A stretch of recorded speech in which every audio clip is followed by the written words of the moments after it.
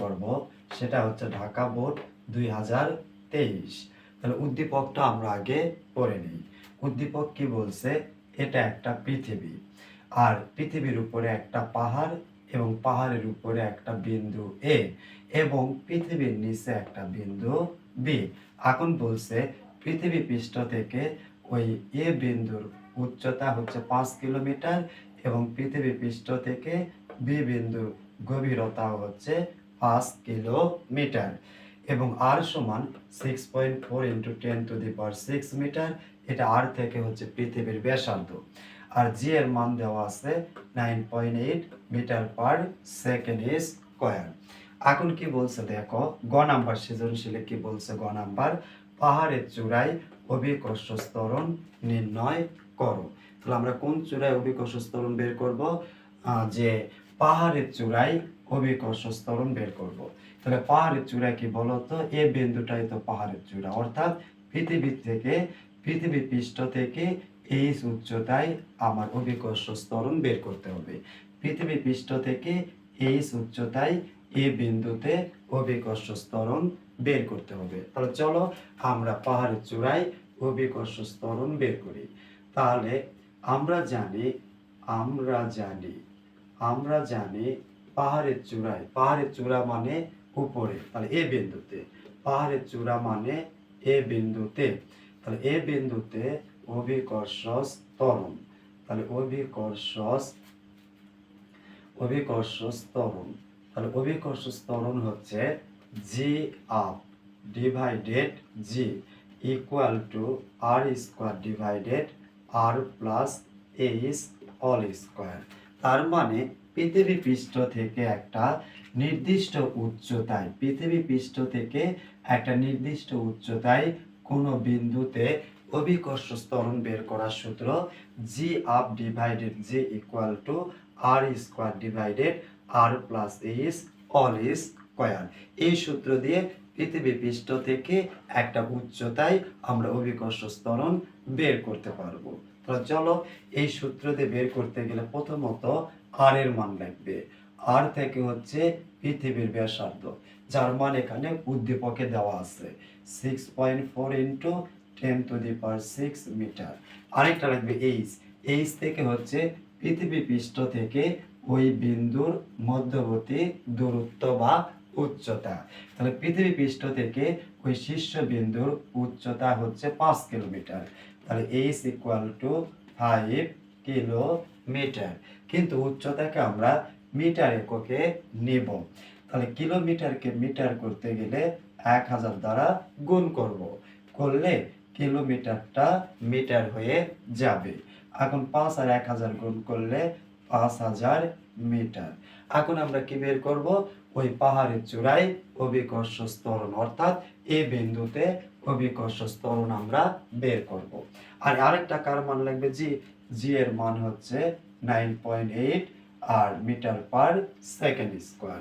তাহলে চলো আমরা বের করি। জি আপ মানে কোন বিন্দুতে? আপ মানে উঁচুতে মানে কোন বিন্দুতে? এ বিন্দুতে। তাই জি আপ সমান লেখা যায় জি অফ এ, অর্থাৎ এ বিন্দুতে অভিকর্ষ ত্বরণ।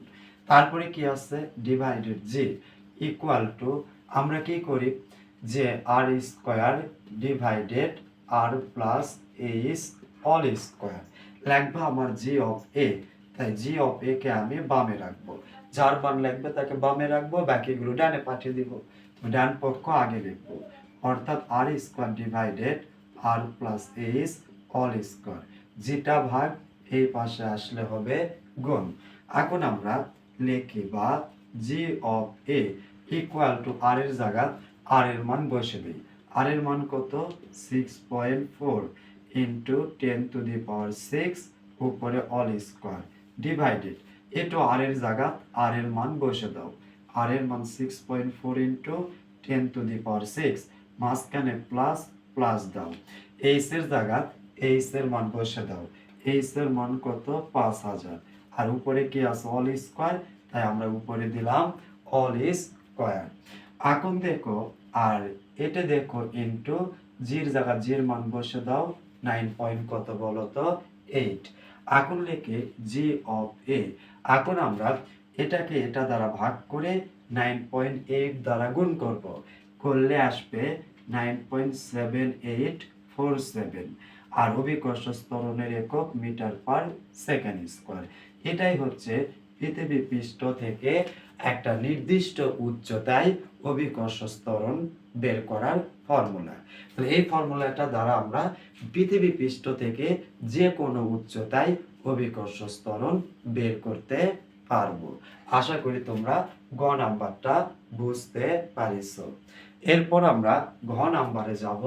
চলো ঘ নাম্বারে কি বলছে সেটা একটু আমরা দেখে নিই। ঘ নাম্বারটা কি বলছে এটা একটু দেখো। ঘ নাম্বার বলছে এ ও বি স্থানের মধ্যে কোথায় সরল দোলক ধীরে চলবে গাণিতিক ভাবে ব্যাখ্যা দাও। ঘ নাম্বার বলছে যে এ বিন্দু আর বি বিন্দুতে সরল দোলক স্থাপন করলে কোন বিন্দুতে সরল দোলক ধীরে চলবে। এ বিন্দুতে সরল দোলক ধীরে চলবে না বি বিন্দুতে সরল দোলক ধীরে চলবে। তাহলে স্যার আমরা কেমন করে বুঝবো কোন বিন্দুতে সরল দোলক ধীরে চলে আর কোন বিন্দুতে সরল দোলক দ্রুত চলে? এটা বের করতে গেলে আমাকে এ বিন্দুতে অভিকর্ষ ত্বরণ বের করতে হবে, বি বিন্দুতেও অভিকর্ষ ত্বরণ বের করতে হবে। আমরা গ নাম্বারে কিন্তু এ বিন্দুতে অভিকর্ষ ত্বরণ বের করছি, তাহলে লিখে নেই গ হতে পাই। তাহলে গ হতে পাই এ বিন্দুতে অভিকর্ষ ত্বরণ জি অফ এ সমান 9.7847 একক মিটার পার সেকেন্ড স্কয়ার। আমরা তো বলতে পারবো তখনই যখন এ বিন্দু আর বি বিন্দুতে অভিকর্ষ ত্বরণ বের করলেই বলতে পারবো কোন বিন্দুতে সরল দোলক ধীরে চলবে। তাহলে এ বিন্দুতে যেহেতু গ নাম্বারে এ বিন্দুতে অভিকর্ষ ত্বরণ বের করছে দেখে আমি লিখলাম গ হতে পাই এ বিন্দুতে অভিকর্ষ ত্বরণ 9.7847 মিটার পার সেকেন্ড স্কয়ার। এখন বি বিন্দুতে আমরা কি বের করব অভিকর্ষ ত্বরণ বের করব।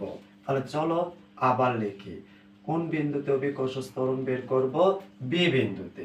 তাহলে লিখি বি বিন্দুটা কিন্তু ডাউনে আছে, এটা পৃথিবী পৃষ্ঠ থেকে নিচের দিকে আছে বি বিন্দু, তাই সূত্র হবে G of down divided G equal to 1 minus H divided R. মনে তোবা যখনই পৃথিবী পৃষ্ঠ থেকে একটা এইচ গভীরতায় পৃথিবী পৃষ্ঠ থেকে এইচ গভীরতায় কোনো বিন্দুতে অভিকর্ষ ত্বরণ বের করার সূত্রে আসলো G down divided G equal to 1 minus H divided R. আশা করি তোমরা বুঝতে পারিছো।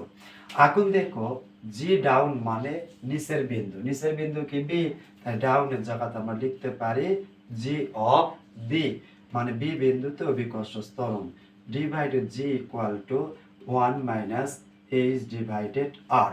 আমার লাগবে বি বিন্দুতে অভিকর্ষ ত্বরণ, তাহলে বি বিন্দুতে অভিকর্ষ ত্বরণ জি অফ বি ডান পক্ষ আগে লিখি 1 মাইনাস এইচ ডিভাইডেড আর, যেটা ভাগ এই পাশে গেলে হবে গুণ। এখন দেখো G of B equal to 1 minus H এর জায়গাতে এইচ এর মান বসে দাও 5000 ডিভাইডেড আর এর জায়গা আর এর মান বসে দাও 6.4 ইন্টু 10 টু দি পাওয়ার 6, তারপরে কি আছে ইন্টু জি, জির জায়গা জির মান বসে দাও, জির মান কত 9.8। আশা করি বুঝেছো। কিছুই না, আমরা এইচ এর জায়গাতে এইচ এর মান বসালাম, আর এর জায়গা আর এর মান বসালাম, জির জায়গা জির মানটা বসে দিলাম। এখন দেখো G of B equal to 1 minus এত ডিভাইডেড এত ইন্টু 9.8, ক্যালকুলেটারে এটাকে তুলে ইকুয়াল টু দিলে রেজাল্ট হবে 9.7923 আর একক মিটার পার সেকেন্ড স্কয়ার। তাহলে এ বিন্দুতে আমরা অভিকর্ষ ত্বরণ বের করলাম, বি বিন্দুতেও অভিকর্ষ ত্বরণ বের করলাম। এখন চলো এই অভিকর্ষ ত্বরণ দ্বারাই বলতে পারবো কোন বিন্দুতে সরল দোলক ধীরে চলবে। তাহলে চলো আমরা একটু লিখি, কিভাবে লিখবো G of A is less than G of B, অর্থাৎ এ বিন্দুতে অভিকর্ষ ত্বরণের মান কম আর বি বিন্দুতে অভিকর্ষ ত্বরণের মান বেশি। যে বিন্দুতে অভিকর্ষ ত্বরণের মান কম সে বিন্দুতে সরল দোলক ধীরে চলে। আর যে বিন্দুতে অভিকর্ষ ত্বরণের মান বেশি ওই বিন্দুতে সরল দোলক দ্রুত চলে। তাহলে যেহেতু যে এ বিন্দুতে অভিকর্ষ ত্বরণের মান কম, সুতরাং এ বিন্দুতে সরল দোলক ধীরে চলবে। তাহলে সুতরাং আমরা লিখতে পারি, সুতরাং এ বিন্দুতে সরল দোলক ধীরে চলবে, সরল দোলক ধীরে চলবে।